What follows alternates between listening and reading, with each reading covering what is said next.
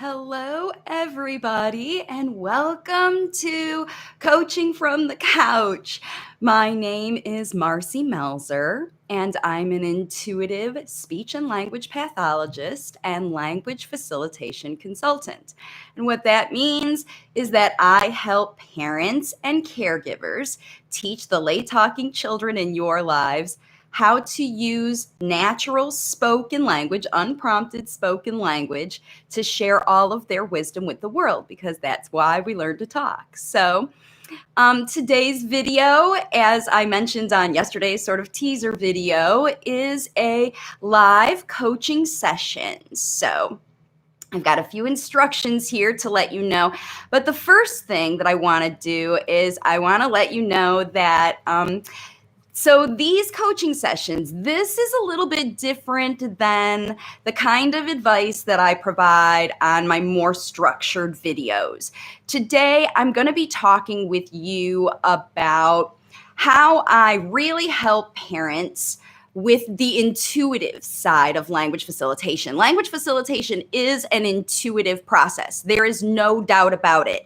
What we're doing fundamentally, the language facilitator is doing, is taking advantage of the relationship they have, the intuitive, the psychic, for lack of a better word, the intuitive connection you have with your communication partner. That can be every single person you communicate, you have an intuitive connection. That's where sort of body language comes from, right? That's how you know what people are talking about before. So anyway, thanks. So, hey, hi. So glad to see you, Kids First. I'm so glad to have you here, and I'm so ready for this chat too.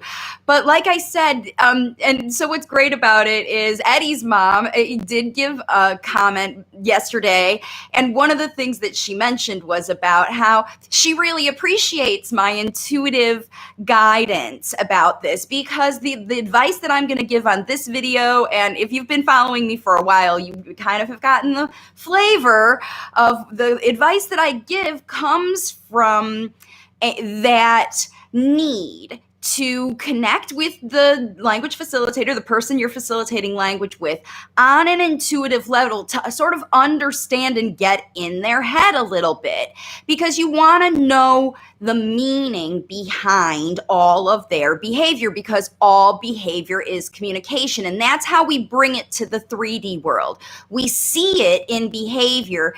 It's some idea that's floating around in your child's head, and you make a connection between that idea and their behavior, and you help bring that out into the world through your language models. You show your child what it looks like. Oh, that's how you say that, is basically what we're doing here. And so anything that you have, in fact, some of the questions that I already got on yesterday's Q&A, the things that are typically instructed, the evidence-based techniques, they're not intuitive, because they do not depend on the provider, the therapist, the facilitator, right?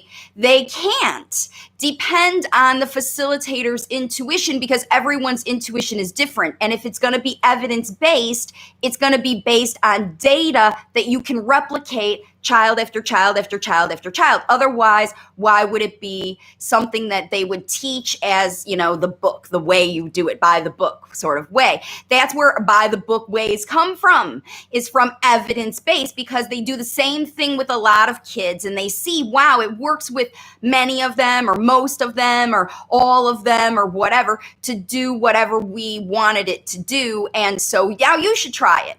And that's kind of how speech therapy goes with, it has been, I think, certainly recently, and definitely when it is completed, any kind of communication intervention is completed by behavior people who do that. So, hey, Kelly, hey, Layla, thanks for joining me, you guys. So, like I said, this video, I wanted to give a little bit of leeway because I wanted to let some people join to see what's going to happen. But let me let you know how it's going to work today and how I'm going to be helping you tap into the intuition. Okay, so what we're going to do is there's a few things you've got to do to get some coaching, right?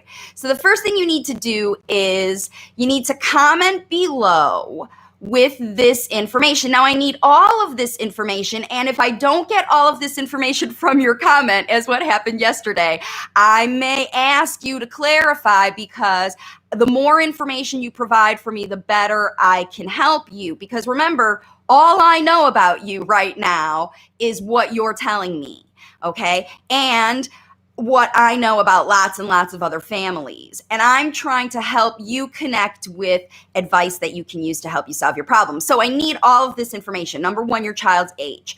And that's important because for a lot of reasons. If they're tiny, they haven't been exposed to much language at all, and they wouldn't be. If they were older, they could be not exposed to language for other reasons, environmental. So we want to look at those things. Child's age. And how do you know what your child wants? How do you know? You are the primary caregiver who is doing this facilitating. How do you know what your child wants? What behaviors do they do or say, if they're using words, to let you know when they want something? And then what is frustrating you right now in your house about communicating with your child?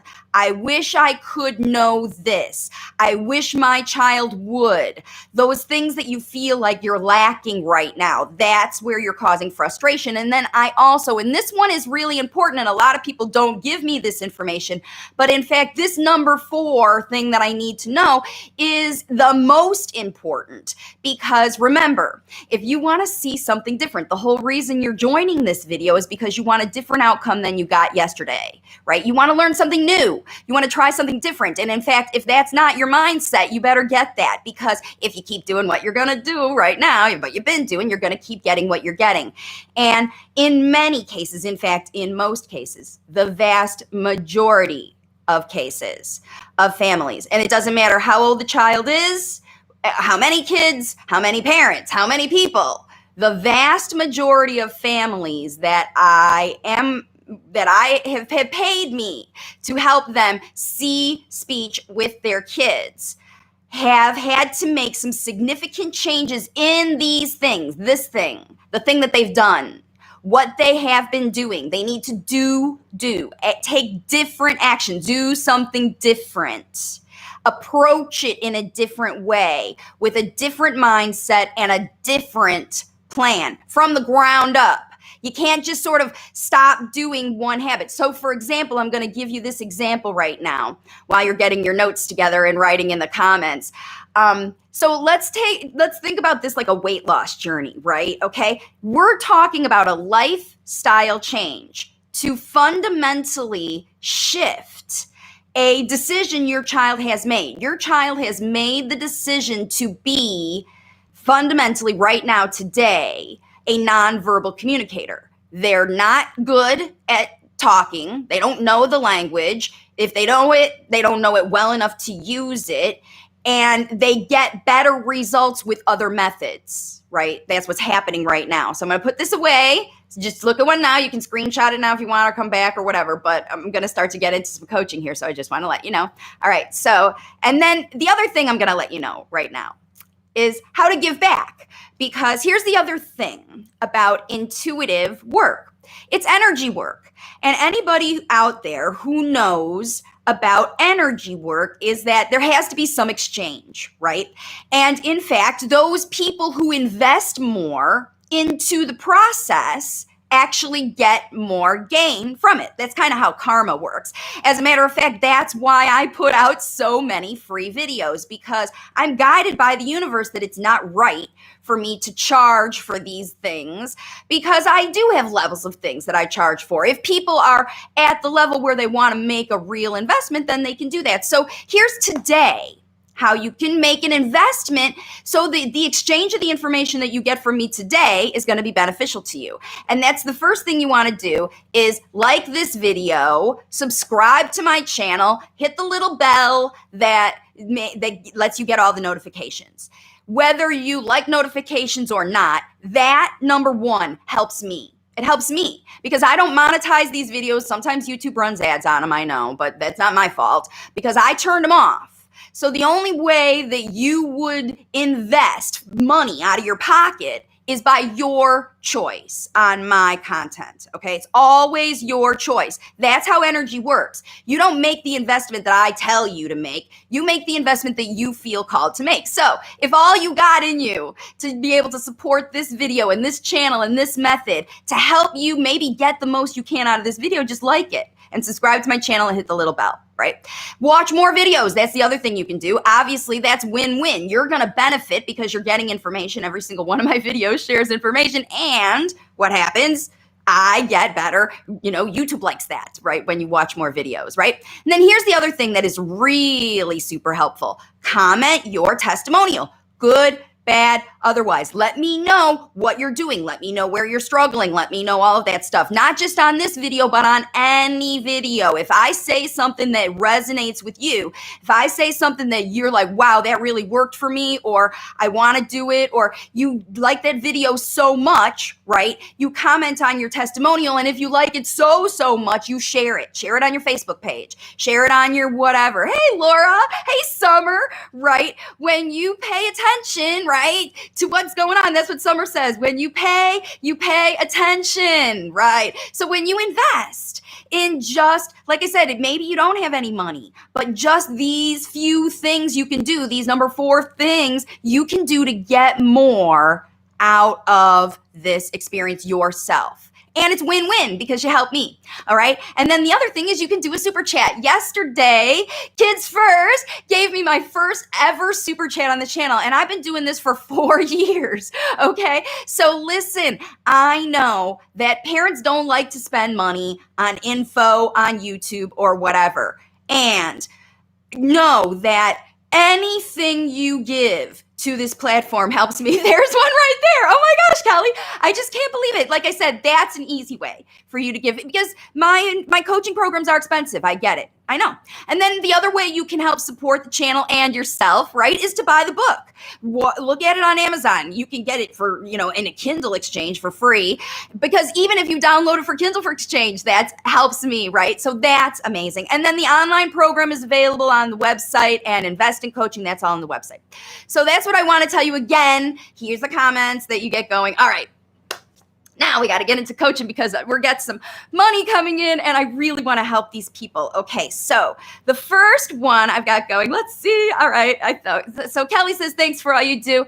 And I love your book and I'm in your basic program, right? And so that's the thing. A lot of the parents who have invested in my basic program do want to know how to get to the next level. And it's this information, this from the couch information that is not the general stuff that digs into the mindset blocks that are keeping you stuck. And so whenever I see something, I'm going to dig in. The first one is for Kids First, and that's Eddie's mom. Like I said, my first ever super chat. And I told you in the description of this video is where you can access the Amazon link, you can access the website and all of that. So it's easy to find this information, especially all you savvy YouTube mommies. So let's get into some of the coaching about the real thing that's going on here. All right, so Eddie's mom is, so she has been, I know a little bit because she's been commenting on my videos before, and I think she was here last month for the Q&A. Sorry, as I get comfortable on the couch. And so her little guy is 5 and 5.5. And so at 5.5, when we look at an age right now, so whenever, this is something I want you to think about, as I do all of these analyses, you're going to see little glimmers of what I'm talking about come through my advice that might resonate with you about your child, right? So what what's really cool about these kinds of guidances that I'm giving is they might spill over into another family. And this is a real common situation. Now, I know also that Eddie's mom signed up for the program a little bit ago. It's been more than a couple weeks. And the big deal about that program is, and anytime you work with me, right? The people, especially the people who work with me. In fact, it happened just this week with the new client in my program where, the parent feels ready for a change, feels ready to do something different. Obviously, you're frustrated by your current level of whatever you're getting, and you have been working hard, right? Doing whatever you're doing. You have been working your patootie off with your kid. You've been doing whatever the therapist says. You've been right there waiting as soon as they show up at the door. You've been Googling, you've been researching, you've been doing all that stuff. And then here you go and you sign up to work with me and pay a lot of money to sign up for it. My online program is $500, right? So you sign on for $500 to do this. And what do? I turn it back on you. I make you do the work. It's very much like, in fact, I've been looking at some of these MLM things and these Tony Robbins kind of guru, woo, rah, rah, rah, because, I want to be like those folks and empower everybody. But I don't want to mislead you about this. I don't want to say that just hard work on by the book strategies is going to get you an outcome, because it's not. Your mindset about the work has to come before you even start the plan. You have to believe in the work, not just because I said to do it because I'm sitting here on the couch. You have to believe in this because you believe it's intuitively what will work for your child. And the thing is, this is not coaching about kids. While I am interested to know how your child's communicating, remember that number 4 thing, that what have you done about that problem, is really potentially, in fact, all the questions I have so far, what's causing you to be stuck. Now, it's not your fault that you did these things. You did these things because you were told to do them, because they were by the book, because they were whatever.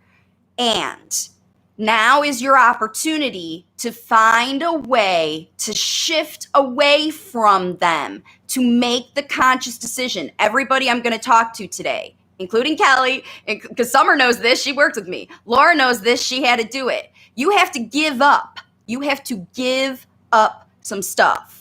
So today, I want you to think about your garbage pail and what you're going to put in there, because I'm going to give you things to replace that time. And if we look at your time of your day, this is what you have. You have the time to connect with your child. And that's always the priority, on top of any how you talk, what you say, blah, blah, blah. Connection is number 1. And whose responsibility is it to keep the attention of the learner? Whose responsibility? It's the teacher's.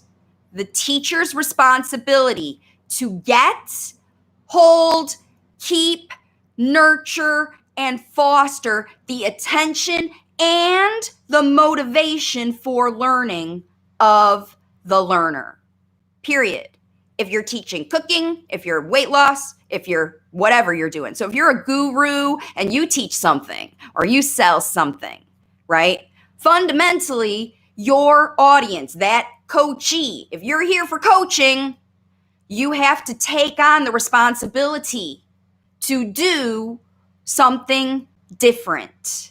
Do something different, something big, different. And it may be as significant as saying no thank you to things that you previously said give me more of, okay? And so think about that mindset situation right now, right? I paid a lot of money for this. I waited on waiting lists for this. My doctor recommended this. 500 people said it. My mother mortgaged her house to pay for this.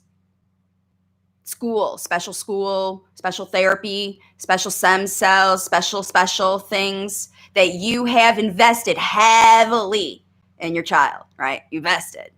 So here's the thing about this. You have to be okay to let that go. If you feel in your heart that it is blocking your process, and that's the exchange you have to give up.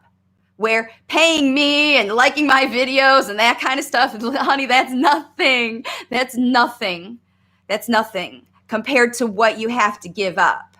If you are stuck with a device, if you're stuck in therapy where your kid is crying, if you're stuck in, I don't know what to do, right?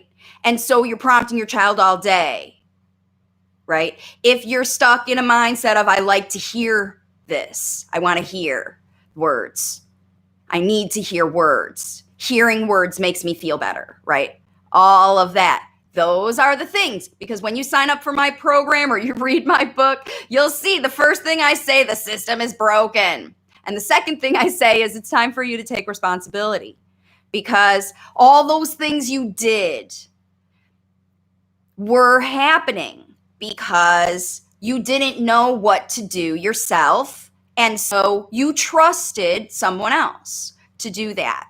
So now, I cannot say that all speech therapists are terrible and bad, and because they're wonderful. Speech therapists are wonderful with wonderful ideas. They just come from it. They just come from it they just come from their learning, their perspective. And again, they never can have. No teacher, no outside person. This is why parents are the best. By the way, I know this is very chit-chatty and I haven't even talked about specific advice yet, customized advice. But again, these are spillover things.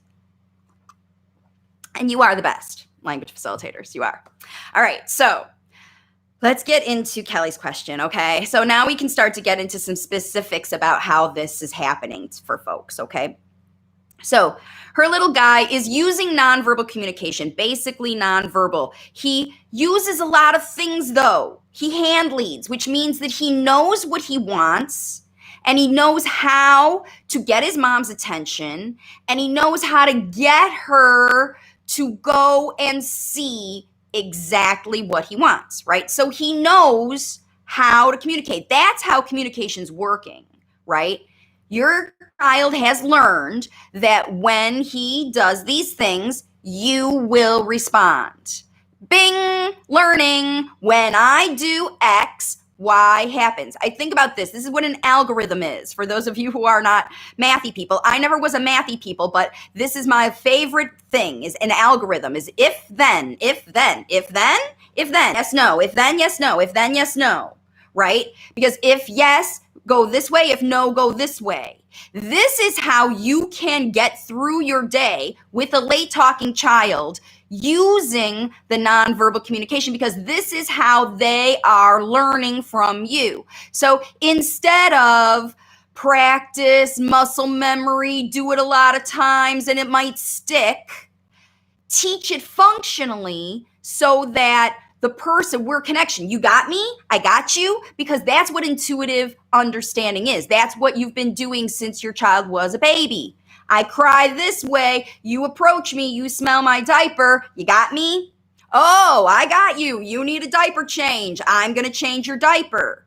And that's how we move through life from the very, very beginning until where you are now. And if your child's 5.5 and they're doing these things, right? So now, whenever I see that someone is using PECs, the only way that I give a child credit for using PECs for their own spontaneous communication, like that other one, like I'm dragging you to this thing because I know you know that the cookies are in the cabinet, so I'm taking you to the cookie cabinet, knowing that when I go there, because I've done it 500 times, every single time you're going to get it that way. Now, if your child is using a PEC to do that, then they are using it spontaneously. However, rarely do I ever see that. Ever. In fact, the other question that I had that's going on that I'm going to spill over and talk about PACS by itself, because that's kind of how all this goes, is with Layla, who joined and was talking about how her son is nonverbal, and for 5 months, he's also 5 years old, all right? And for 5 months, he has been in ABA. Now, I don't know what they did before ABA, but I do know that 5 months' time of language facilitation, of any kind of intervention, if it's targeted, should have a significant result. 5 months, right? That's why when I see Love and Light, thank you, Eddie's grandma, hi. So Eddie's grandma's here learning, super smart, right? And all of you guys, right? All of these guys, the real situation that you need to understand is this connection is more important than the words that come out at first, right? Because the connection is so much more. The connection tells you so much more. And this is why the bringing you to the cabinet and pointing to the cookie cabinet, because it has the cookies in it, and it always has the cookies in it, those if-thens. I know cookies are in the cabinet. If mommy moves the cookies to a new cabinet, right, that's going to cause a frustration in the flow of the communication. Or there's no cookies in there. Or suddenly mom says no. Or maybe for some reason mom stops. Every other time it worked. But this time now, you want to introduce pictures. And you say, okay, I absolutely know. I know, you know, that I know, that you know, that the cookies are in the cabinet. I know that you know that I know that you want the cookies in the cabinet. I know that you know that I know you know how to say that word cookie because maybe you ever said it once, or you said "k" in therapy, or one time, once upon a whatever. I know you can say cookie, and you know that you know, right? All this intuitive stuff is going on. I know you can say it.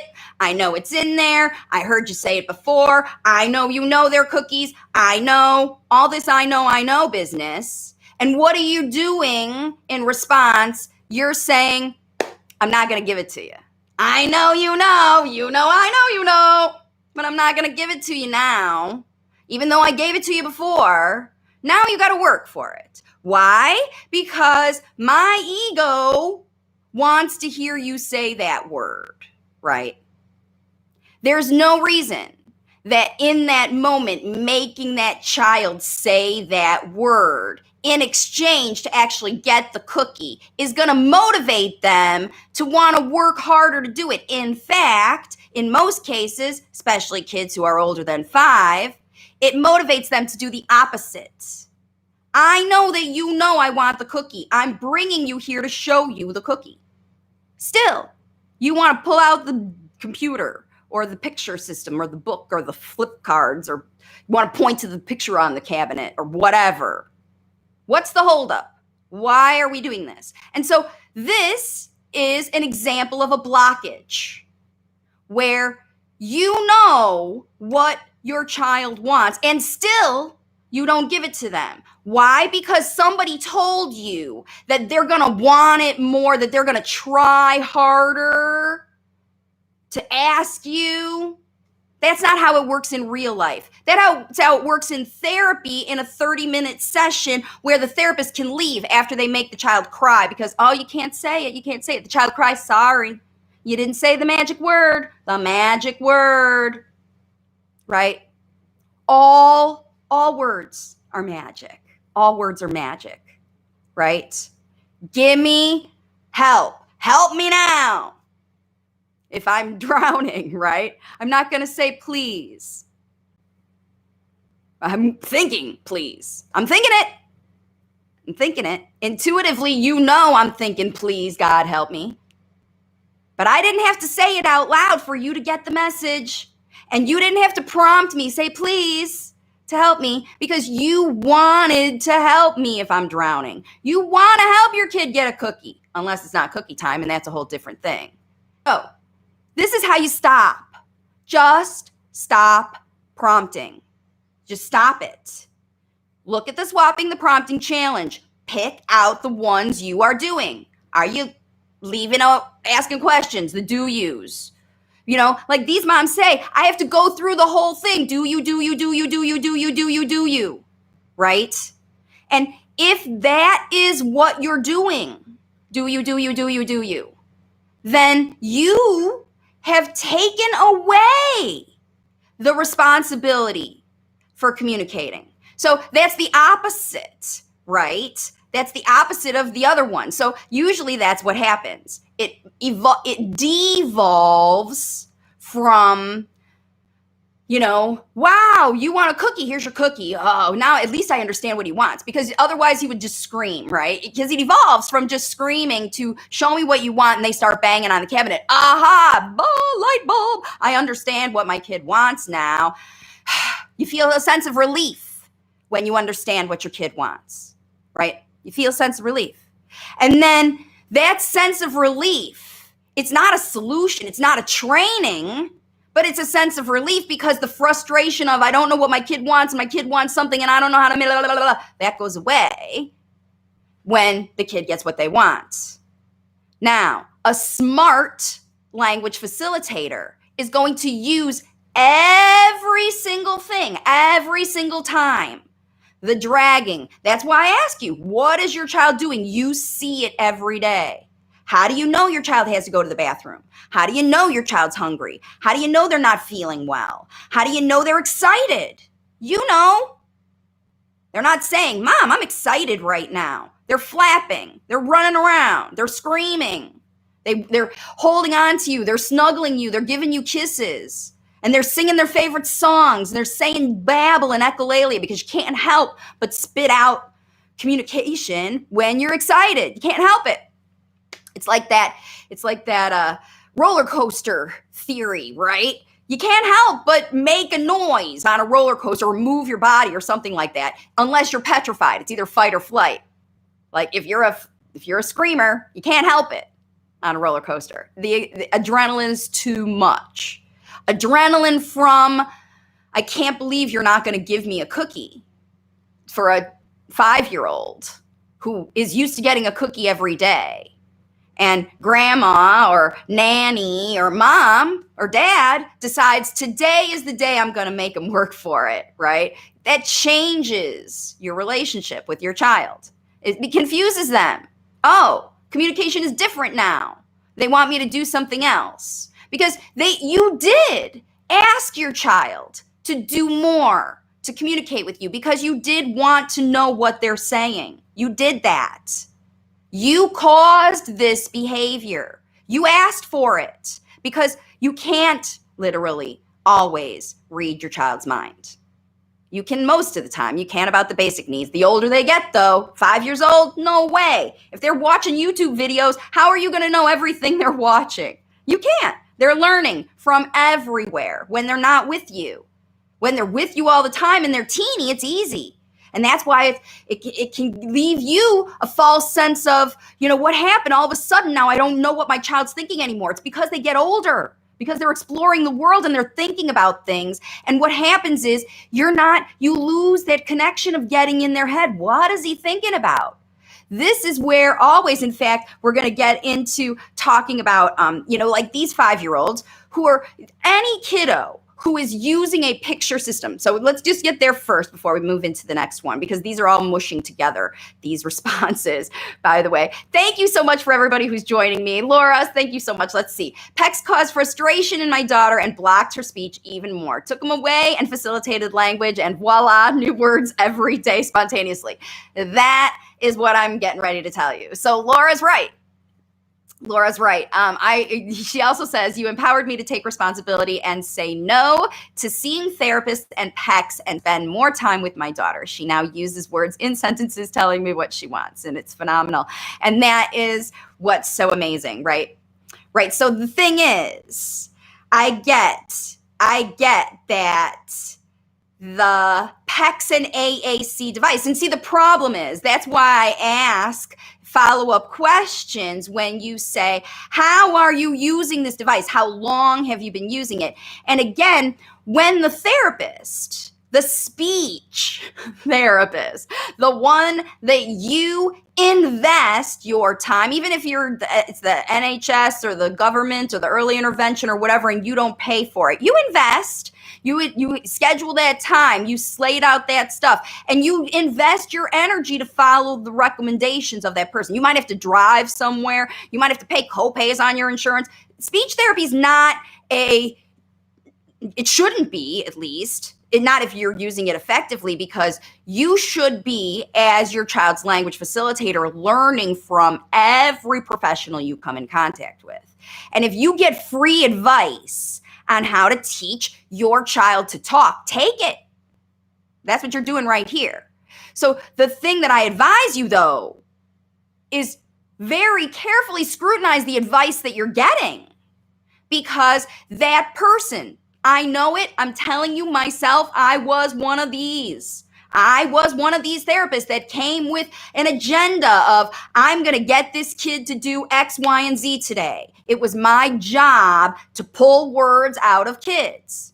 That is the job. That's what they teach you in speech therapy school. Maximize the amount of spoken language utterances or responses to prompted stimulus as you can. That's what therapy is. Like in physical therapy, how many reps can they get you to do? And it's just the right amount, right? Not too many, not too little, because they don't want to damage you, blah, blah, blah, blah, blah. That's how therapy looks. Unfortunately, getting the most outcome, the number, the amount is not the goal here. Not here. Because it doesn't matter how much your child is saying, how many words.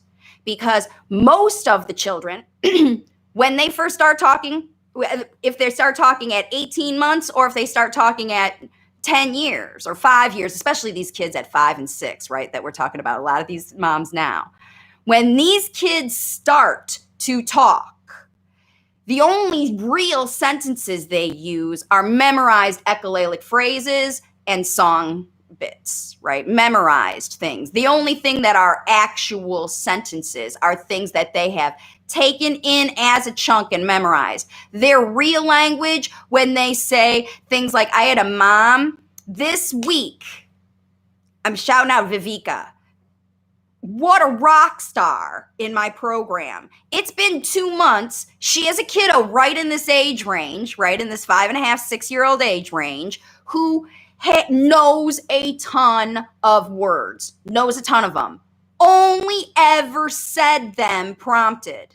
In fact, that's why I ask questions. When you see less spontaneous vocalization during prompted situations, that should be your number one red flag. Why is your child talking less in therapy with the person who is facilitating the spoken language? It's because these imitative, repetitive, single image, single idea based exchanges are too limiting for most late talkers.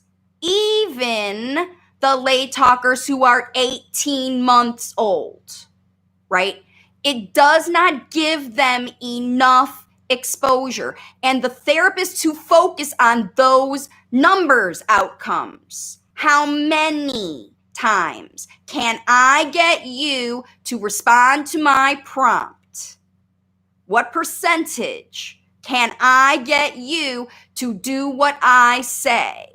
Right? When therapy is based on that, it does not teach functional, independent, spoken language of a child's ideas. It can't, because that person, therapist, parent, grandma, whoever, cannot read that child's mind.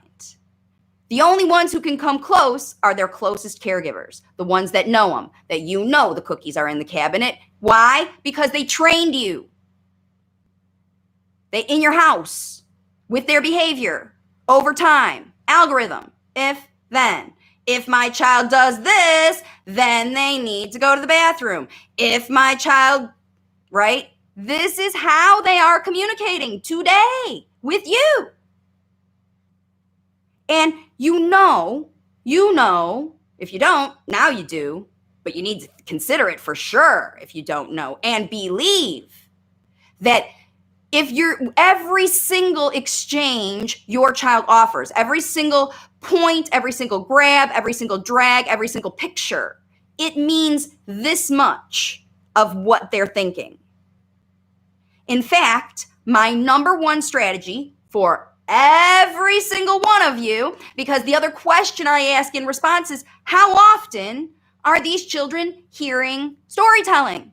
How often are they hearing sentences that describe the feelings, the ideas, the needs, the opinions, the critiques, the celebrations? How often is your 5-year-old child hearing the language they need to tell you, hey, Mom, look at me. I'm bouncing, swinging, spinning this thing, cooking. Hey, Mom, look at me.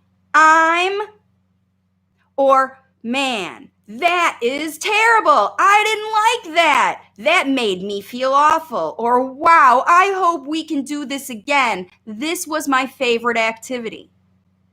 Or, man, I wish we could eat pizza every day for dinner, right? How will your child learn how to say that if all you're saying is, you want pizza? Give me pizza. They can't. They won't. They don't. They don't.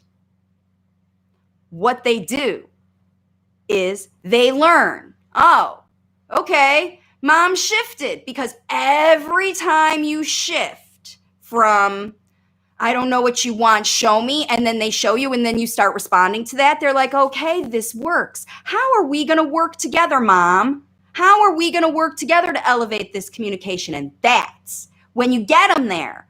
Like, oh, you want me to do that? And when you present them with an option that's easier, these are the words you need. You don't have to throw yourself on the floor. You can say, no, thank you. You can say, I don't like it. You can say, yucky. You can say, I feel terrible. Give me a hug. I'm done. No more. Leave me alone.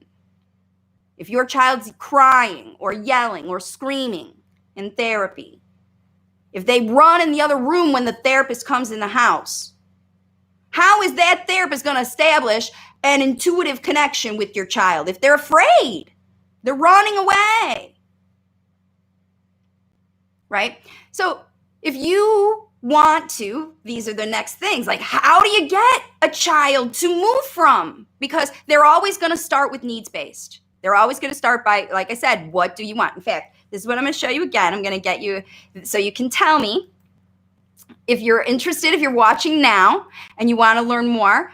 So what you do is you tell me, comment below. I need to know your child's age. I need to know, how do you know what your child wants? I need to, because we need to know, what is that behavior? What are they using, right? What are they using? And how do you know? How? Because they've been doing it a lot of times, because you're guessing, because you're anticipating. And if you're guessing and anticipating, how often are you right? How often are you correct with this, right? Again, what's frustrating you is when you're thinking about what you're lacking, right? And if you're chasing after what you're lacking, that action is going to block your process, okay? And every time, it's going to block your process every single time, okay? So, right? Now we're getting it. Now you guys are understanding a little bit more. I just want to make sure I'm getting all these. So Kelly and Laura and Summer, everybody, okay. Not seeing any new one, but I do have some more here. Okay. Let's see. All right. Oops. All right. Now, oh yeah, there are kids who are, this is the one who, in Layla was talking about, hi Layla again, was talking about the AAC devices and how her child is a tech fan. So in fact, he's probably a little tech obsessed, and there are, because he's not happy whenever he doesn't have it, and there are usually big behaviors around giving up the tech. Now, I did a video earlier this month, last month, I don't remember, not too long ago, April, about tech time and how it is misdiagnosed as autism. And the reason that tech obsession and over tech use is misdiagnosed as autism is because it causes kids to be late talking, and it also limits their information. So again, just like the picture systems, these, and in fact, she even mentioned that he's only on his own limiting his exposure. He only watches the same repetitive rhymes. And when he doesn't get those rhymes, those same kinds of stories, those familiar characters, those things, then he gets upset. And so what we have to look at is we have to think about this as a problem in itself, Layla, and why decreasing this tech time, or what I would call trading the tech time for talk time, because what you're not doing is cold turkey, no more tech is bad thing. Because here's the thing your child loves, and you don't want to be in the camp of the thing you love is bad, so I'm going to take it away from you. Because the second you join the tech is bad camp, you lose trust. You lose trust. Anytime you ask your child to do anything for their own good that is not what they would choose, right? How they would choose to spend their time, how they would choose to communicate, right? I would choose to communicate banging on the thing, but you're making me use the pecs. Like you said, only under massive duress. Okay, if you really won't give me the cookie unless I do it, then I'll do it. But then you've completely lost trust in, wow, you're here to help me learn this. Wow, you want to empower me, not break me down and make me work hard. You want to make life easier for me. And when you make that shift, all right, let me make life easier for you, little guy, Eddie, because that's the only one I know. Let me make life easier for you, Eddie. I am going to literally explain everything. I'm going to give you every why. I'm going to get in your head and I'm going to figure out your why. And if I'm wrong, you'll let me know I'm wrong, because if I guess you want chocolate cookie and you want vanilla cookie, you let me know you're wrong, right? So your child always does. They always will communicate with you when you guess wrong. But when you start to guess what's in their head and you guess correctly based on their behavior, because it's pretty easy to guess when they're banging on the cookie cabinet that they want a cookie, right? You're not guessing crazy stuff. In fact, you shouldn't. You shouldn't guess. That's where the do you questions come from. The list of menu items come from. The only time you should ever ask your child to clarify is way back when you said, I don't know what you want, show me. When you didn't have an expectation for them to say words. You just wanted to know what they wanted, right? This is where you got to go back to. Just know what they want. Get in their zone. Understand them. Oh, you want this way, this temperature, and this consistency, and this blah, blah, blah. Because you know it, because they told you in so many words, or however they told you, right? But my suggestion, because when you see something, that's it. It's always when you see something, say something. But you don't just say the prompt to get them to say it. You say what they might want to say the next time, or the next time, or the next time, or the next time, because it might take 3 or 4 or 5 models. But listen, how did your child learn that the cookies are in that cabinet? And when they come to get you to take you to that cabinet, that you will give them a cookie? How'd they learn that? because trial and error, trial and error, trial and error. Trial. The word about trial is try. Try. If you are guessing what your child wants, you never give them the opportunity to try themselves. But when you say, I don't know what you want, show me, they'll try. And then you know, oh, you are telling me that and then here's the trick. I always say this. Don't talk about the outcome, talk about the process, because your child wants you. Yes, they want the outcome, and you know the outcome when they're banging on the thing.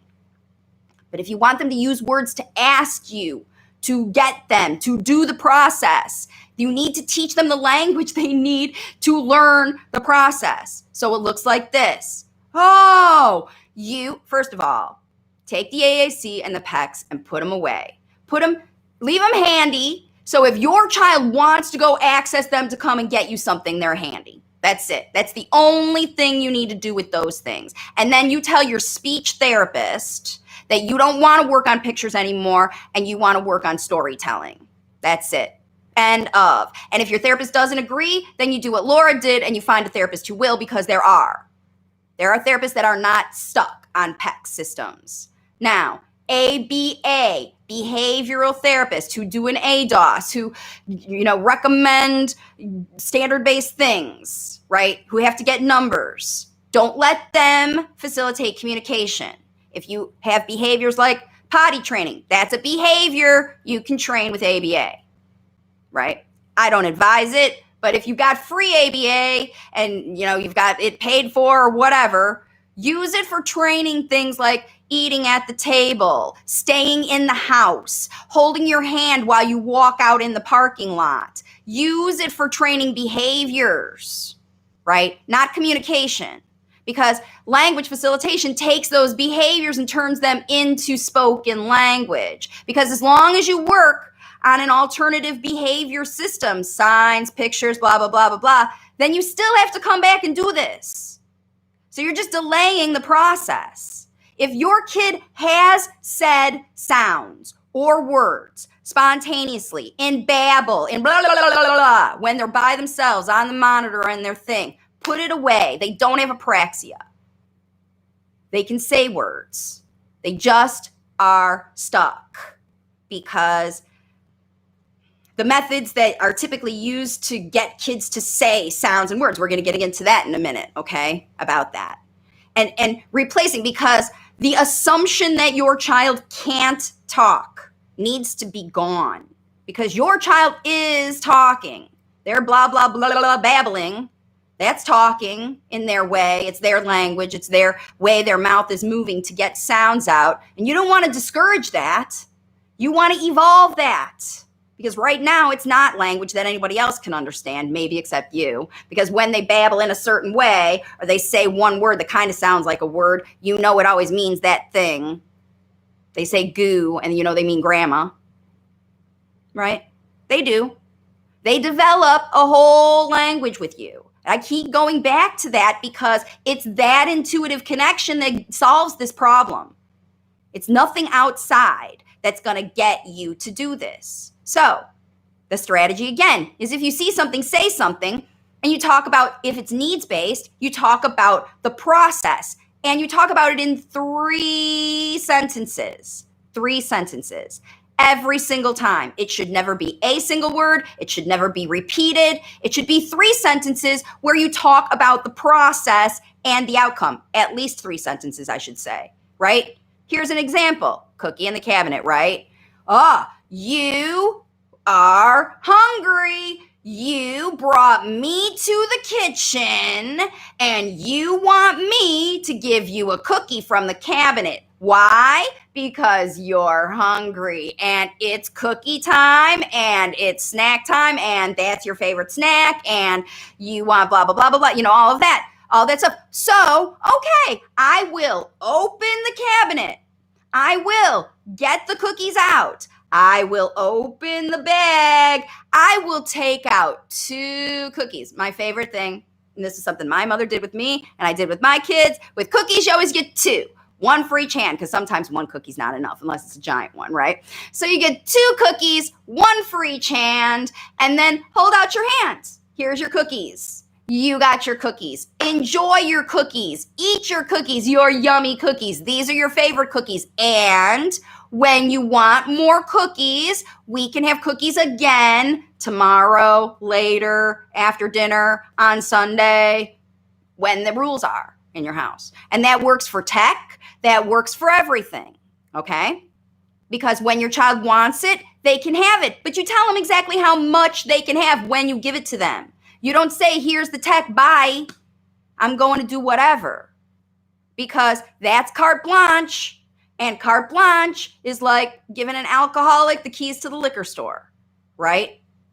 If they're hooked on it and you're not telling them that there are other things to be excited about in life, and you're letting them have the keys, they're going to take it every time.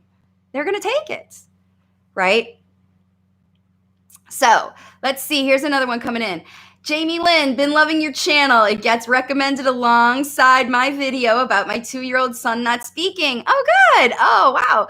That's awesome. You know, like I said, it's wonderful how that algorithm works. Like if your video looks similar to my video, then we're going to recommend it. And that's exactly how everybody kind of thinks about this. So I'm hearing so many parents with 2 and 3-year-olds not talking, keep it up. So I'm so glad that you, Jamie Lynn, are sharing. Please, like if you get, if you have a channel where you talk about your son, talk about what you're doing. If you're using language facilitation and it works for you, you have a platform to share it just like this. That's why I love talking about individual family stories where, I have a mom who the, therapist comes with the book and she says, no, thank you. And the therapists get mad and they go talk to the schools and all of that kind of stuff. There's a lot of that kind of stuff that can happen.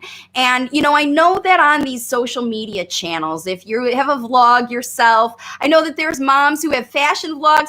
And listen, 1 in 8 kids is late talking, especially 2-year-olds, right? The older kids, it doesn't seem to be as frequent or as common, but little kids, there's lots and lots and lots of late talkers. And especially now because of the pandemic happened and there were so many preschool age kids that didn't get to go to the preschool to see the other kids, to hang on the playground, to watch them playing, to watch them. How did Sally get her way? How did she bully them? Oh, what did that kid do when that kid, did that to them? That's how all kids learn, is from watching their peers. And if they don't have a lot of peers, if you have an only child, or if there's a lot of adults around and the kids are all trying to be like adults, right? Kids are gonna do and say the things that the people they love do and say, right? And it happens all through life up until now. Like you like my advice, so you do these strategies, right? You like how social media influencers look, so you dress like them, or you buy clothes like them, or you want to be them, right? You know what I mean? And in your own way, all of you are, like I said, better. You're better than me. Here's a great question. So Summer says, my child had me so trained. And it's true. That happens. And, and part of it happens because you just want training, right? When you don't know what to do, you try to learn from anywhere. And again, I happen to know that Summer herself is highly intuitive, and she and her daughter even play like telepathy games and stuff. So I know that there are parents, in fact, a lot of parents, and if you have an only child or you are a single mom, right, or your parents alone, even if you have your parents around, grandmas, nannies, whoever around to help you, daycare providers, that kind of stuff. If you're a single parent who has primary control, concern, caregiving opportunity with a late talking child, then you understand what it's like to be in a bubble with that child where there is no one else. You know, when you have a partner in parenting, even if you live with your parents, they don't, you know, unless they are that kid's actual parent, because I would say dads do. And then, you know, I would say adoptive parents do, like the one who is with the child all the time. Like, you're the one that knows, that is trained by your kid. They train you first and foremost. And some parents are so protective of their kids that they don't even allow their kids opportunity to train other people. So they might train grandma, but if they don't, like if they're not training grandma and grandma lives in the environment, or they're not training their caregivers, or they're not training their nanny, or they're not training those guys how to understand their nonverbal communication because they're scared, because they're shy, because they're too hooked on you only, and they don't see anyone else as a learning opportunity besides you. That can happen with kids that have been ill. If you had trauma in your marriage or pregnancy or anything like that, if there was family stuff causing you to take your kid and bubble them in, right? Your mindset, your habits of taking your kid and sheltering them from the world has been literally sheltering them from the world. And what's even more significant about that situation is that those moms, because they have had trauma in their existence, they know how it feels to be feeling bad. Things in their life have happened that have caused them to feel bad. They carry bad feelings, sadness, depression, worry, loneliness, feeling like you don't know what to do. That's energy that you carry in you, okay? It radiates out of you like sun rays, okay? That's why your mindset, when I do that Mindset Matters video and I talk about what do you do for you? Where is it fun for you? Right? This is my book. Here, let me show you. This is my book. It's called If It Isn't Fun, It Isn't Fun.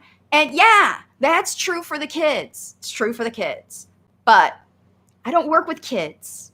I work with parents and caregivers and teachers and trainers.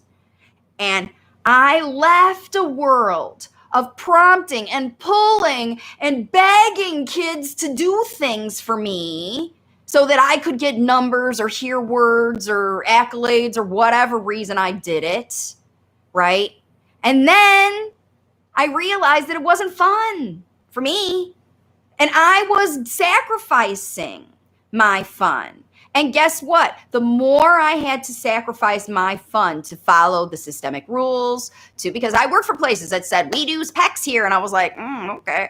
And I learned all about PECs, and I made PECs books, and I gave PECs books to kids and stuff. But I always did language facilitation. I never taught a kid to talk, communicate with PECs. It was always, in fact, PECs was designed originally to be a tool to develop spoken language, but it's not anymore. It's turned into a replacement for spoken language. When it's used properly, if you really dig into the data of how we used it back in the 90s, it was a very short-term solution that we used for a couple of weeks or a month.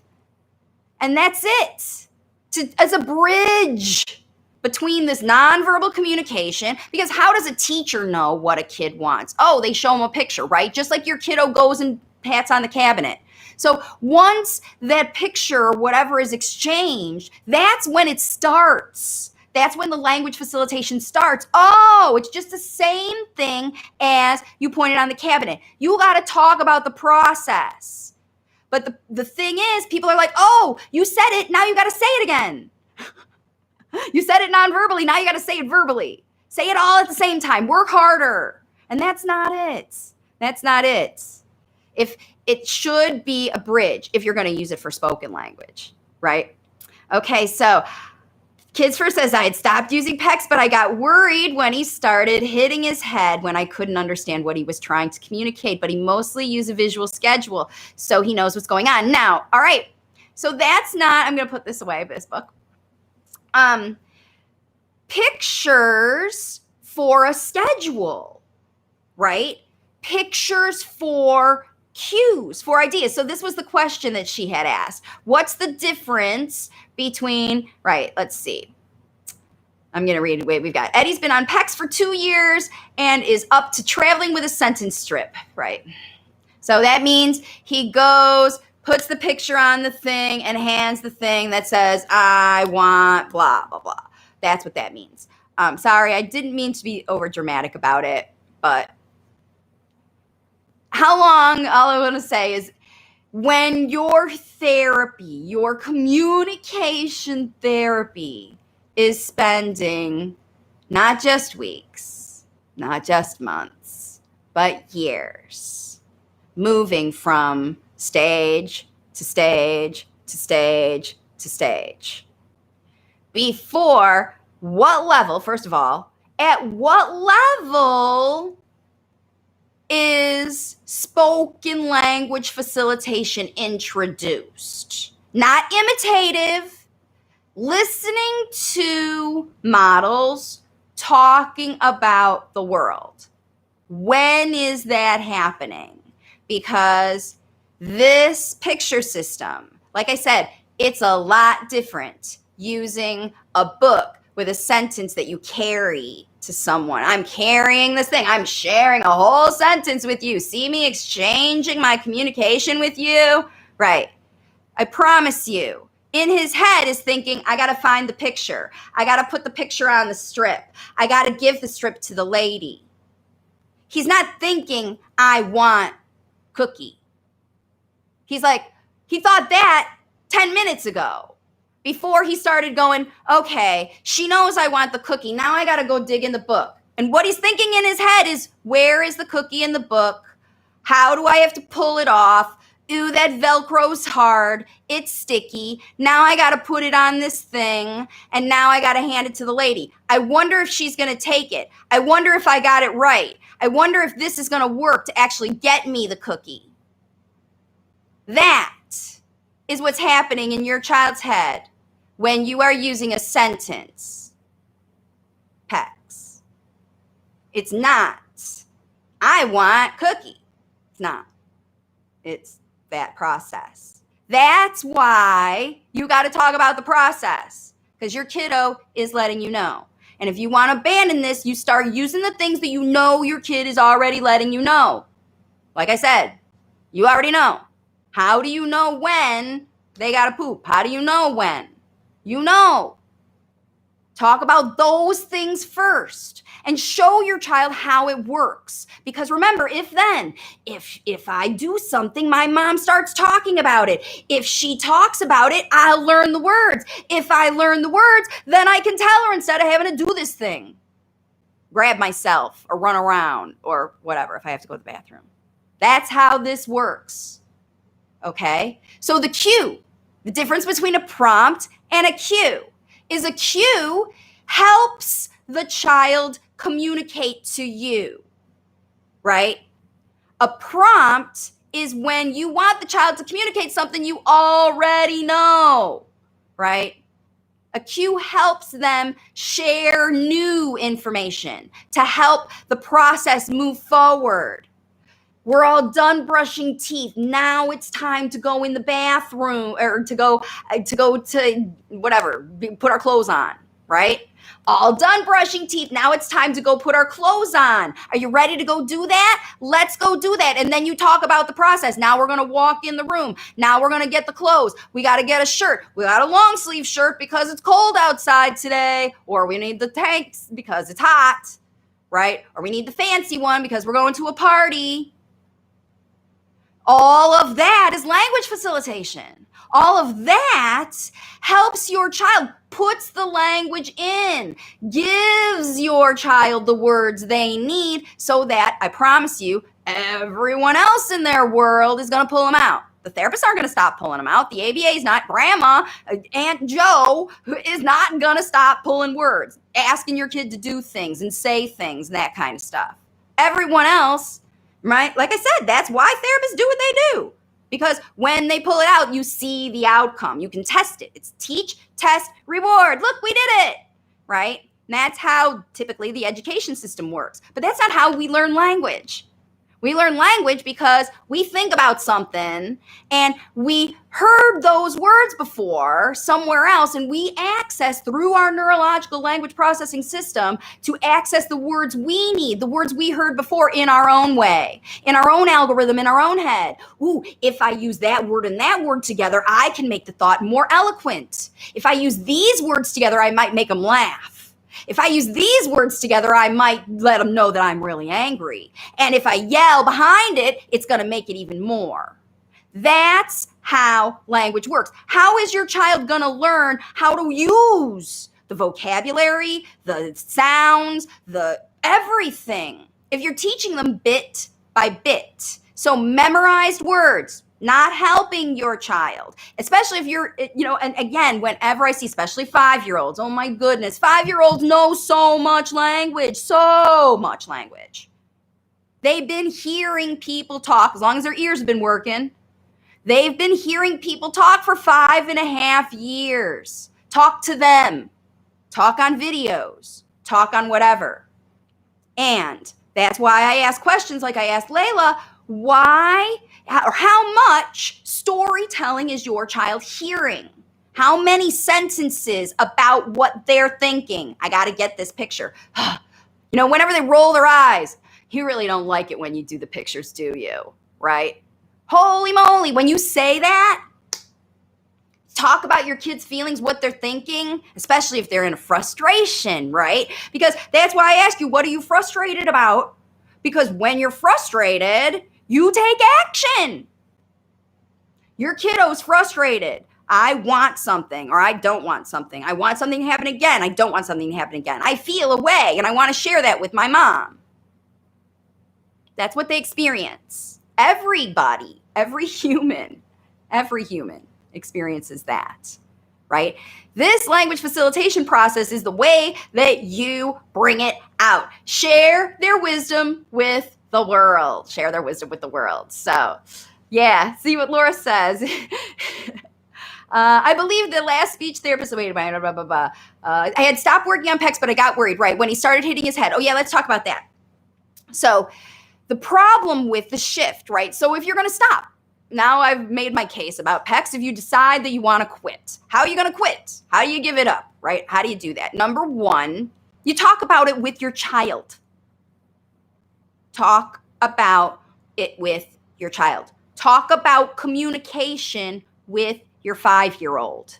Sit down and tell them, I know when you do this thing, you're talking to me. I know when you do that, you're telling me you're tired. I know when you do that, you're telling. See the word I'm using? Telling. You're telling me things. And I want to know what those messages are. And I want to help you. You tell them flat out, especially if they're 5 and older. If they're 10 and older, you got to make them take responsibility and say, look, if you want to talk, I want to help you talk. I'm going to teach you all the words you need. You just got to try. You just got to listen. I'm going to tell you everything. I promise I'm going to make it easy for you. I'm going to make this process happy. I'm going to help you always feel safe whenever you're somewhere and people don't understand you, because that's what talking does. It helps you feel safe so you can talk about it. And I'm going to make it fun. We're going to have fun with this. No more crying, no more struggling, no more fighting about, did you say it? Did you do it? Did you respond? Did you get 80%, 20%, 50%, blah, blah, blah, right? Kids don't care.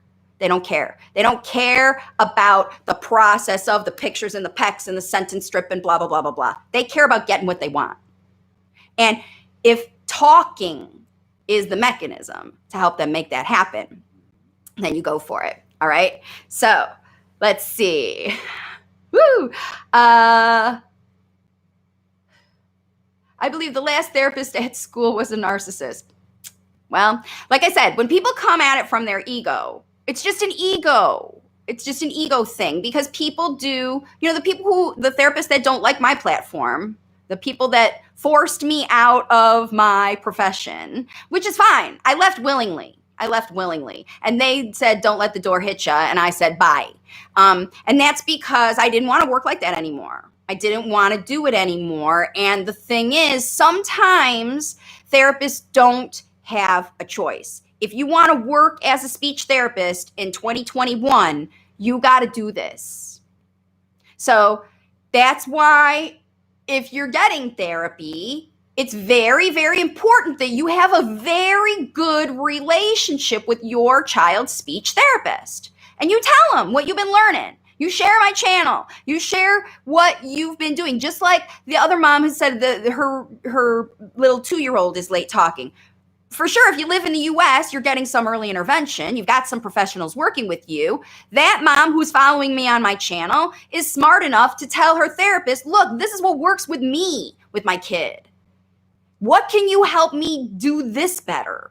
Because what I'm talking about here is not new. It's not new. It's old as the hills. In fact, most of the therapists that think like I do are old like I am. I'm 55. I got my speech therapy license in 1990, right? Back before there was ABA and PECS and all that stuff. We helped kids communicate by turning their nonverbal communication into spoken language, using those methods, real intuitive methods. But because a therapist really needs to dig in and be intuitive to do this, and therapists maybe weren't willing to do it, they weren't capable of, maybe they weren't an empath, you know what I mean? You have to have a little empathy, you know, that's what it's all about with being a good intuitive therapist, especially about spoken language, because children are late talking for so many reasons. There's no way that standardized testing can identify the environmental and the emotional blockages.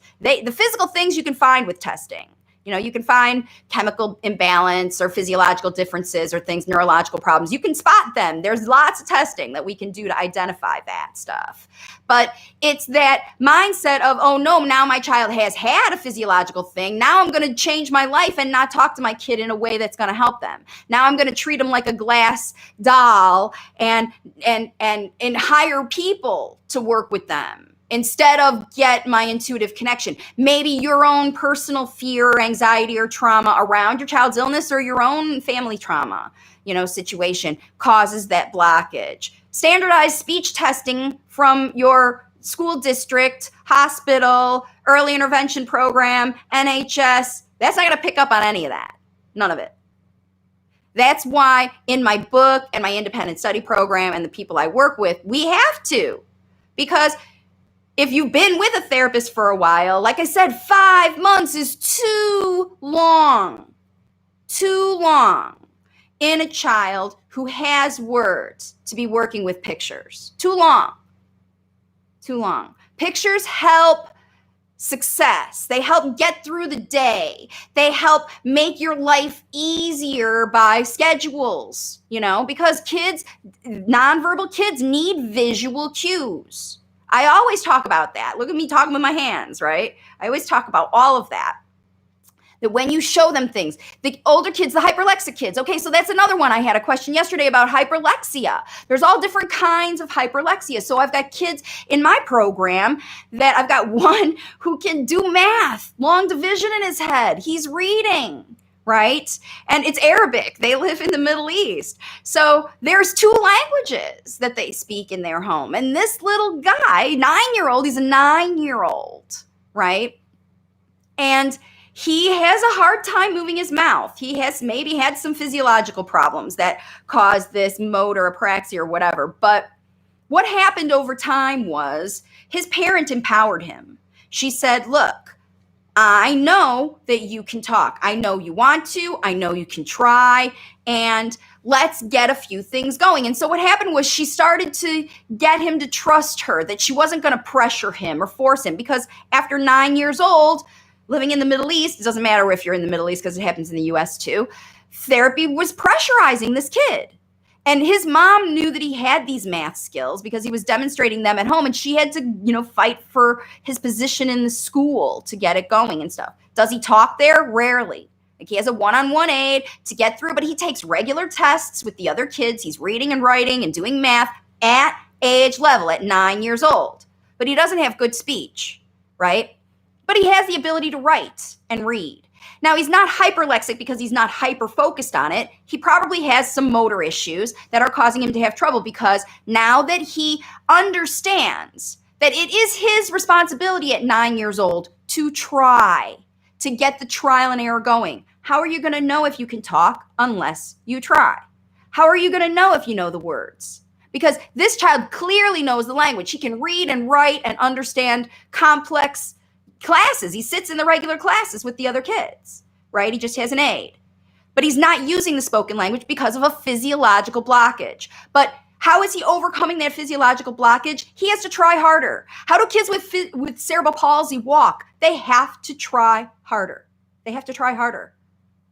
But they can, because this is a neurological process, and central nervous system neuroplasticity happens with all kids. That's why this 9-year-old is now by himself, holding a mirror, drilling himself, saying words in Arabic, a very complicated language, very complicated rolling R's and back sounds and all kinds of things, right? So this is how we get the kids to the point where they overcome whatever it is. You can't do it. You do the best you can physiologically. You take them to the doctors, you get them doing their stuff. But this is what it takes to help you get going. Let's see. I want to make sure that I'm getting all these things. Laura keeps sharing some nice things. Homeschooling my daughter full-time and permanently. Oh, permanently. Wow, good for you. Is the best decision I made. Now, you might change your mind, Laura. You know, you're saying that now because your little girl's little. But, you know, who knows? You might, and a lot of the parents that work with me want their kids to go to school. They want them to go to regular school with other kids. They work full-time. They want them to be there. It's their dream for their kids. In fact, they've been told their kids can't go to school because they're nonverbal, right? And they're 5. And you're getting ready for kindergarten age here now. And oh no, wouldn't kindergarten be so much easier if your child had even broken English? Because they understand it. That's the thing about language facilitation. It's not like learning a foreign language. They have a very, very good understanding of it. But the reason that they don't know how to use it is because they don't have enough demonstration models that they're focusing on. So both of those things have to happen. They have to have a lot of people talking to them in sentences, stories about everything. If you see something, say something in 3 whole sentences or more. Every little thing. That's how you get language facilitation in. 5 seconds here, 10 seconds there. Then you're playing an activity, doing a bath time, doing a commute somewhere, doing a video chat with somebody, you know, who knows, whatever. That little period of time, a load of laundry, getting the mail, taking a walk, jumping on the trampoline. Whatever you do in that period of time, you put your language facilitation hat on. You get in your kid's head. What's he thinking? What does he love? What's he doing now? And start telling stories. The stories of your life in full sentences. You love jumping on the trampoline. Look how high you are. Uh-oh, I see your hair flying. Oh no, you fell down. Wow, you did a flip. I'm so proud of you. Your jumping is making me happy. I can see that you are happy too. Those kinds of sentences, right? Most parents, I'm going to let you know right now, most parents of late talking kids over 5 years old are not talking enough. And it happens because you quit. Because you talked your head off when they were babies, when they were toddlers, and they were whatever, and they didn't get it. And so you quit trying. Because remember, that if then worked for you in the negative way. If I say something, he runs away from me. I'm never going to try it again. You know, when I ask how many stories time, every time I bring a book, he goes to run the other room. Are you going to want to bring books? No. But then you don't know what to do. So then you might force the issue. Now we're reading books. I'm going to make you read books. And then you're going to learn how fun it is. Well, come and learn how fun it is, right? Think about that energy. Your energy radiates off of you. And that intuitive connection, it has to connect. My fun, your fun. Let's have fun with this, right? So in the book, I recommend if your child loves something, some topic, some method, some movement, some whatever that they do all the time, the tech time, right? For example, if they love these videos, right? They're singing the same rhymes. Obviously, when you sing the rhymes, you're going to have a connect. When you talk about the characters, you're going to have a connect. When you say the things they say, hot dog, just like Mickey Mouse, right? When you say the things they say, guess what happens? You get a little hit of attention. You get a little hit because you're speaking the same language. You're talking about what I love now. That's what I love, right? Now, most parents don't get into depth. There's not much to talk about with these rhymes and that kind of stuff. So what you want to do is you want to use the time, take advantage of the time. Right then, that you get your child and you're talking about whatever. And that's why if they're really stuck on a certain character, you get, toys or books or other things that have the same character or the same theme. They like trains, get train books. They like dinosaurs, get dinosaur books. They like, that kind of thing. And then toys and that kind of thing. So you can relate, you can connect the ideas that are in their head to a visual 3D thing that you can have and hold and manipulate and play with, right? You play with everything. You play with anything. Look at my mouse. It's a mouse. Squeak, squeak, squeak, squeak, squeak, squeak, squeak. You can play with anything. Because you talk about everything has a story. This is a mouse. It's a wireless mouse. It makes the pointer on my machine move around. I really need this mouse. I've had it for 10 years and I've replaced the batteries. Like I said, million facts, story about my mouse. There's stories about everything. There's stories about the shirt you wear today. There's stories about the breakfast you ate. There's stories about the toothbrush, the reason you use that toothbrush, the color of the toothbrush. There's stories about it. That's how you help your child. And that one of the other questions that they have is, how do I get these kids out of this needs-based single words? Because remember, all of your PECS training showed them that PECS work for something. They're good for something. Otherwise, why would we be spending 5 months on this, right? They must be good for something. They're good for making the people who use them happy. That's it. Not the kid, the other people, right? And so your child knows that when they do it right, when they find the right picture, when they put it on the strip and they hand it to you, they make you happy. They make you happy. And so that's what you want. Kelly says, talk about everything. Absolutely. It's that easy. It's that easy. I told you this at the beginning of this video, you guys. Look, if it isn't fun, it isn't fun. And it's not hard. The strategies are easy. It's the change that's hard. It's giving up the stuff. Giving up the stuff that doesn't work. Really believing and owning this truth. It's not just an idea. It's a mantra. It's your life. Is this fun? Are we having a good time here? Because when it's fun, when it works, when it's good, when you love it, you'll do it more, right? I always think about the weight loss boot camp thing, right? You go and you want to curse the guy and he makes you suffer for the benefit of good, whatever, right? How long does that lifestyle last? Except the very few exceptions. At the beginning of this video, I talked about Tony Robbins and these, big guru people and the stuff they sell, these methods and all of that. There's nothing about the method that's magic. Nothing. It's the connection that you have with your child that's magic. That's what's so great about all this. Let's see. All right. I see a quote from Jerusha. I hope I said it right. He recently started side glancing and was supposed to have astigmatism because of a failed eye exam. Oh, side glancing. Interesting. It's frustrating because he recently started pre-K and his speech pathologist says they want me to get him medically evaluated for ADHD and autism because he is very active and has a short attention span. Okay, so let's talk about that. I want to make sure that I've got everybody. Hi, dear Nada. This is so helpful and I feel so invigorated. Oh, good. Oh, good. I'm so glad, because if it isn't fun, it isn't fun. And this whole process here of this coaching from the couch, I want this to be fun, because I know that it is no fun to feel loss, feel lack, right? It's no fun to feel alone and left out and not know what to do. It's very hard. It's very hard. And when you get excited about a professional coming, to see, oh boy, we got an evaluation now, I'm going to really find out what's going on.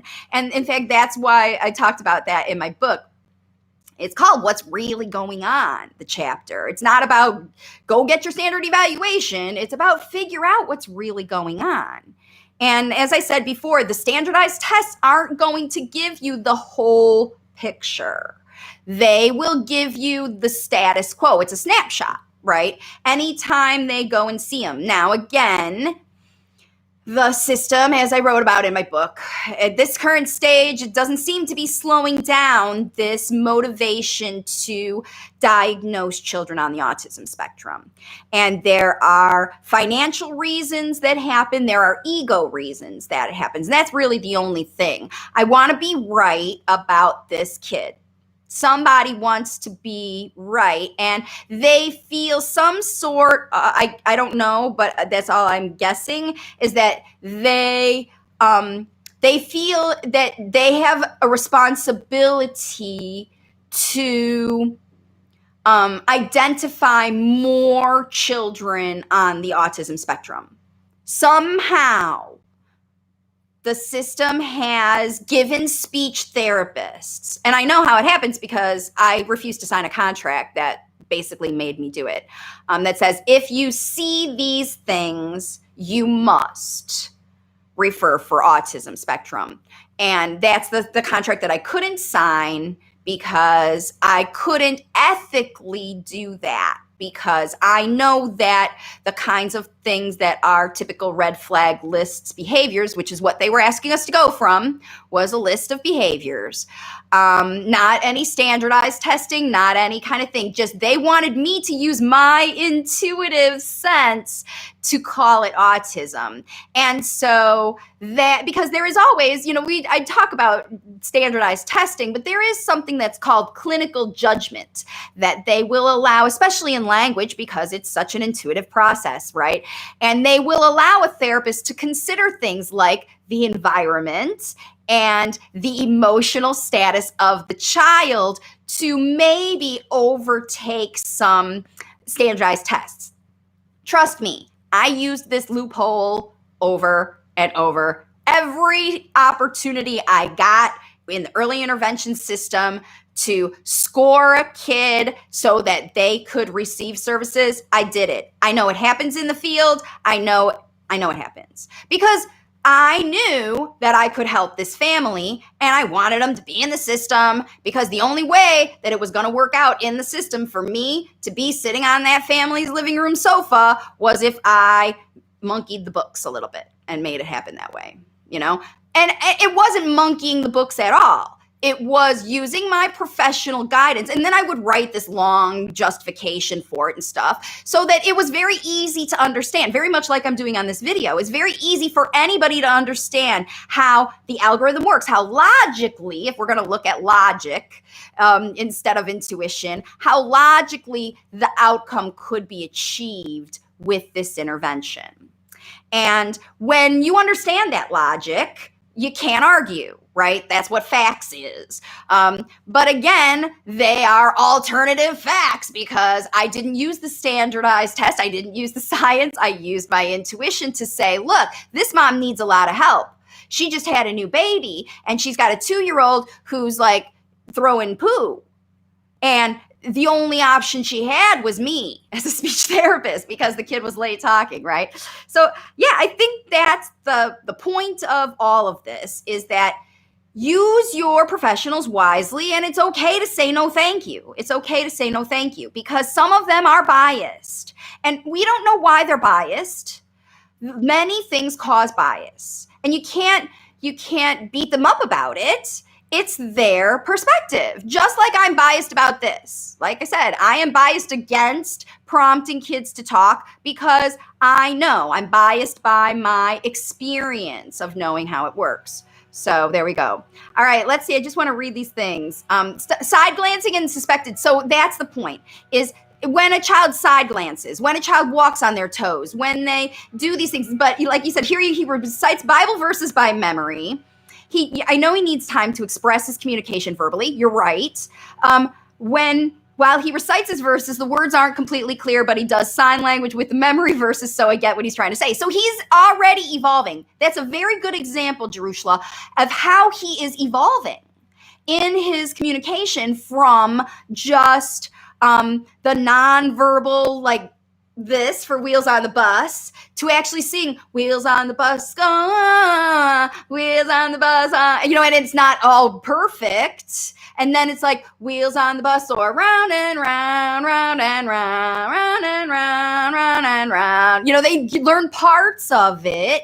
And then the more they practice, right? Trial and error, trial and error, trial and error, and practice. I'm going to practice what I like. I'm going to practice what's fun. I'm going to practice what gets me the right outcome. It's just like if you're riding a bicycle, right? You get on, you figure it out. Oh, if I balance this way, I'm not going to fall down. If I pedal the bikes this way, I'm going to go faster. If this works, I'm going to keep doing it. If it doesn't work, I need another option. Ooh, that didn't work. What else can I try? Trial and error, because there will be errors. There always will be errors. How do we learn? From our mistakes.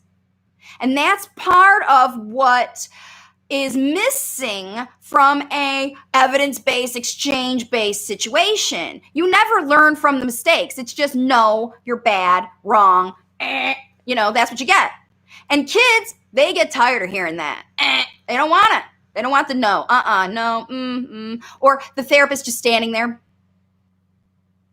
waiting for them to do that, Parents also do this. They wait. They become to the point where they're like therapists waiting to see. They prompted something and they wait. Okay, is he going to do it or not? And then you respond based on the response instead of taking control of the situation. And that's why this 3-sentence story strategy will help literally every single person here. If you see something, tell 3 sentences about it in a story. And that'll happen. That's how he learns to recite Bible verses, by memory, because you talk about them over and over again. You tell the whole thing. You get excited while you're doing it, and you make a little rap or a rhyme with it. Somehow you've made it fun. Otherwise, why would he want to recite Bible verses? Because he likes to show off. You want kids to show off. That's how they trial and error. Did I do it right? Did I get it right? Did I do it good? Yay! When they get the yay, they're like, I did it! Woohoo! I learned something. I'm going to do that again. I want to feel this again. I want to feel the cheers from the crowd. So I'm going to try again and get more of that. But this thing, if I'm getting it wrong, okay, first of all, I'm just going to tell you right now, there's only 2 reasons that a child will refuse to comply. I want to say comply with a request. 2 reasons, only 2 reasons. Number 1, they don't understand what you want them to do. Okay? They don't understand it, meaning they don't know how to get the correct answer. They don't know how. They're not even going to try because they don't even know what you want. I don't even know how to do it. So, no. I just am going to wait or leave. They'll fight or flight, right? The other reason is they don't want to. I know exactly what you're trying to make me do, and I want to. There's no reason for it. I see no reason for it. I have no motivation to try that. It's not fun for me. If I don't have any reason for it and it's no fun, because you'll do things that are no fun because you have a reason. Like these kids, like I said, if you've got a kid that's got a oral kind of apraxia going on, a verbal apraxia, where their mouth is challenged to move, where they were late walking, they have trouble eating, they've got, genetic problems, things like that really cause physiological issues, seizures. I got kids with real physiological things that knock them down, right? They got to fight against fevers, coronavirus, whatever. They got to fight against that stuff. Trial and error, fight or flight. They got to do it.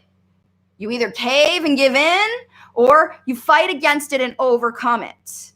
And this is what we want for your kids, right? You want them to fight against the resistance to speech, fight against listening, fight against, that kind of stuff. And they're going to fight against people who try to make them do stuff, especially if they get to 5, right?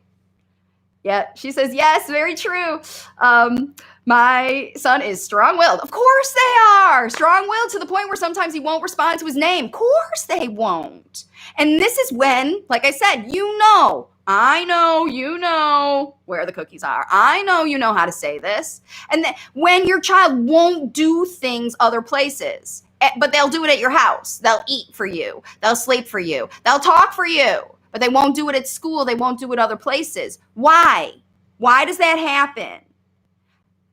Anyone who blames that on your child has not understood their responsibility to connect with your child. If they're talking to you about what your child is doing instead of your child, instead of, I should say. Because if they're talking to your child about it, then they should also be talking to you about it, of course. But if they are expecting you, and some teachers, daycare providers, nannies, therapists will expect you to help them work with your child because they have an expectation for a level of behavior for your child to participate in their activity. So if you have a school that's highly structured and the child has to sit for circle time, they have to be potty trained. They have to be talking. They have to eat. They have to be no sippy cups. They have to no binkies. They have to, or as you get older, they have to stay in their chair. They have to be able to sit and listen. All that stuff, right? If you are getting feedback from your child's school, your child is not doing XYZ and not able to participate in the classroom, that is when, like the therapist that we're talking about before, their bias is for the child to fit the method or class instead of the method or class to fit the child. Okay? And the motivator for a language facilitator is about the connection with the child so that you choose the modality that works for that connection in that moment. And it may be sometimes you got to use snuggle stuff. Sometimes you got to, use your whole body activity for the same kid, right? You have to teach them how to be calm. You have to teach them how to be safe. You have to teach them how to be wary of danger. All that stuff. You have to teach them how to be polite to other people. Those are behaviors that communication is used for. Social things. Again, why would a child need to learn to say hi to people? Because you say so? Or because it's cool to say hi to people because they say hi back and you get a connection with them and they make friends with you and they show you new things and they give you food and like they're your grandma or they're somebody who you love. So you want to have a connection with them, a verbal connection. That's why we say hi. That's why we do it. So those strong-willed kids, they got a reason. They got a reason for what they're doing. I'm doing this because whatever. And you as the mom or caregiver or grandma, you know what that reason is. You learn. Over time, they teach you. I'm doing this because this, if that algorithm. That's how all this works, right? Everybody's learning the process of language, what it's for, why we need it. The why of it, not just the who, what, where, when. The why, right? Then the other thing that a lot of parents have questions about is I never know what to say. Like they feel like they're not talking because again, the biggest problem here is that you're not talking enough. I promise you, that's the first one. You're not talking enough. Because if you're prompting your child, you're limiting your responses to questions. If your child only hears you say questions, you're not telling enough stories. If your child only hears you say single words, you're not providing enough sentence length, grammatical structure. How are they going to learn how to use pronouns? How are they going to learn the difference between I and you if you don't use it in conversation, right? And the other thing that's important about facilitating conversational speech is involving your child in conversations where you are communicating with better speakers than your child. So they can observe you having successful conversations with other people, just like the kids learn at school. They learn how Sally got her way with the teacher. They learn how Joey got in trouble because he did that thing. He said that thing. Right? They learn and they want to be like the one they resonate with, right? The one they resonate with, the one that makes them feel easy, happy, safe, or fun, right? Or useful, like this is useful. A mutiny is useful. Hey, let's all go rebel against the teacher and do whatever. That's useful for you. It's going to cause you to take action because you're frustrated. I got a problem to solve. I need something. I want something. I got to share this information with you. I'm so excited. I can't keep it in me anymore. Those are the reasons, the uses for spoken language, right? Okay, I just want to tell you one more time how you can give back to me today. So let's see. Laura and those guys are talking considered homeschooling, but Eddie's an only child, and we live with my parents, so he really loves the socializing at school and ABA clinic. Yeah, I have to be involved in what's going on at the clinic and school because until COVID, I had no idea what was going on at school. Oh, that's a really good point too. You gotta always be involved. And I know with COVID, they're like, you can't come, you can't watch, you can't whatever, but then it's on those educators and caregivers to step up their communication with Zoom calls or cameras in the room or, something like that, because you got to know what's going on with your child because you have a control. And if you really want your child to be in that school, then you work with those things. Like I have a mom who really wants, they really want their kids to go to school. So you got to work on things like sitting and listening and paying attention. But the problem with most late talking kids is they're not good listeners, and good listeners are poor students. Okay? So good listeners are great students because they learn from life. They learn from everything. And late talkers are poor listeners. That's why they're poor students. That's why they have to be in these one-on-one situations where they're forced through things, right? You don't need it if you teach your child to be independent with their own trial and error learning and use everyone in their surroundings. So that's why homeschooling may not always be the best thing. Like, and Eddie's mom, she's talking about how he loves to go be with his friends at the ABA place. And that's the other thing. The criteria for school is if you like it, go. Do it. If it works, if it is fun, do it. It doesn't matter what it's teaching so much, right? Maybe that hardcore, excellent school isn't the best match for your kid who needs to just go with the flow a little bit and get intuitive and overcome fear surrounding talking if they've been pressured and stuff before, because they learn quickly, therapists are not nice people, and then you bring a new one in and they're like, how do they trust that this one's not going to be nice? So that's a really important thing. Let's see. So listen, I want to tell you really quick again before I got to go soon because I've got my community meeting for my clients, but this is how you can give back today.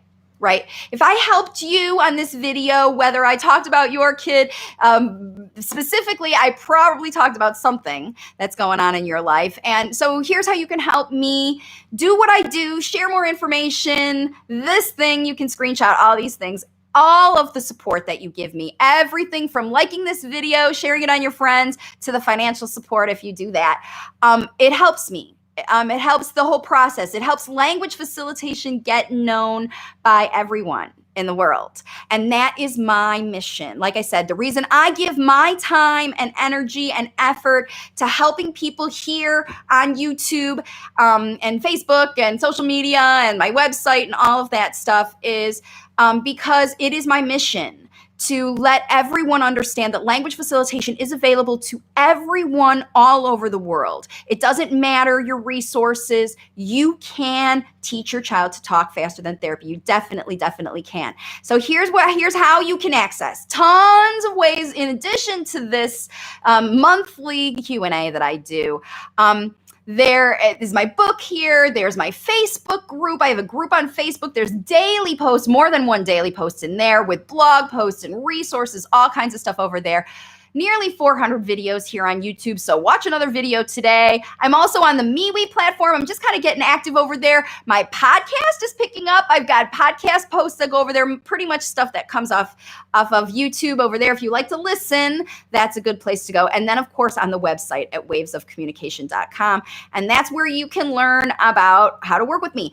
And listen, everybody who I work with, everybody who invests in coaching with me, I spend time on a phone or video chat with you for an hour or more. Lately, they've been going a little longer because we start coaching already on the call. I can't wait to dig in and start helping families to let them know how to overcome some of the biggest challenges that they've had. The families that invest to work with me have been really stuck and don't know what to do, don't have resources around them, maybe don't have family or friends around that can help, or do but just don't know what to do. And you've got family and friends that want you to train them. What's great about language facilitation and working with me in my lifetime community is that you can, everybody who is in your child's world, the nanny, the dad, the mom, the grandma, the daycare providers, the neighbor kids, siblings. You will learn how to help everyone in your child's world teach them how to talk so that it's not just you. You're going to create a whole team around your child. And I'm going to show you how to do it every single day, all day. And then the other thing about it is the progress goes like this. It always does. So everybody who's watching this video, you've had times where you didn't know what to do and you've had times that things were going fabulously. How do you keep things up? How do you keep things going in the right way? Every single time things hit low, you can get on a call with me.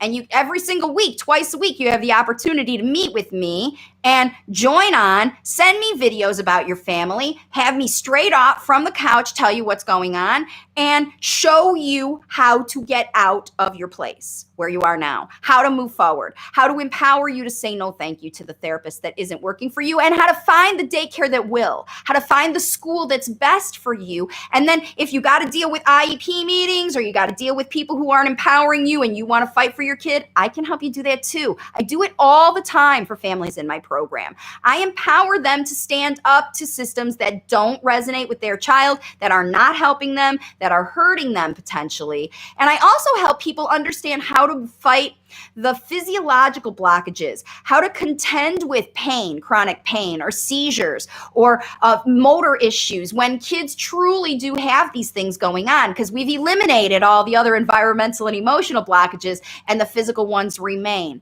All of those reasons is why parents invest in coaching with me. So I'm glad that you enjoyed it. Jerusalem says, thank you for the session. It was very informative. Layla says, thank you. And thank you. That's what I'm going to share with you right now. I've got a little thank you. Thank you so much for you, for your hard work and support, for sticking with me on a long video, for watching me over and over again, for buying my book, for investing in your child. Because again, the whole reason that we need this language facilitation to work is because there are lots of late talkers. 1 in 8 kids around the world is late talking, and they need their parents, their caregivers, their nannies. Not all of their parents are capable of helping them. So they need everyone in their world to understand that language facilitation is available and ready for you right here on my platform. You can learn more.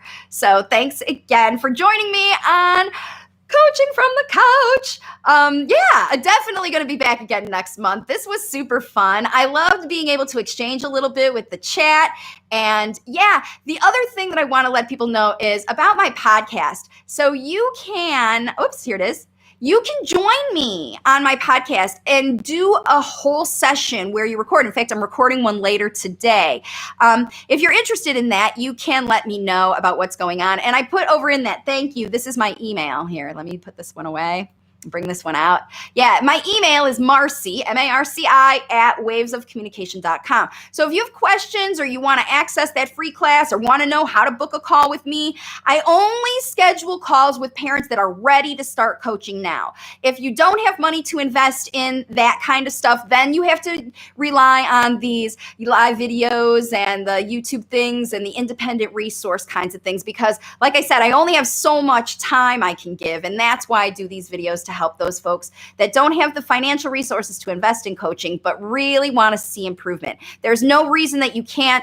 Laura's a good example. I mean, there's many families that have spent very little or zero money at all, but they are big supporters of my channel. They give me testimonials. Tell me how it works for you. Comment if you love this, because your comments help other parents buy in. It helps attract them to the platform, because remember, it's my responsibility to attract people to come here, to see that it works for them, to give them ways to try it. You, all of you, and anyone who watches, it's my job to make this accessible for you and motivate you to try it. I'm here to equip and empower you. So thank you so much. So, yep, we're all part of a wonderful group.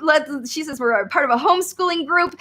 There are definitely ways, and that's the other thing that I love about this. Now parents are connecting with each other in the chat.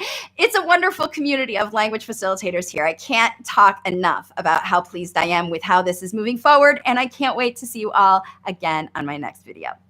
Thanks for joining me, and I'll see you all soon. Bye for now.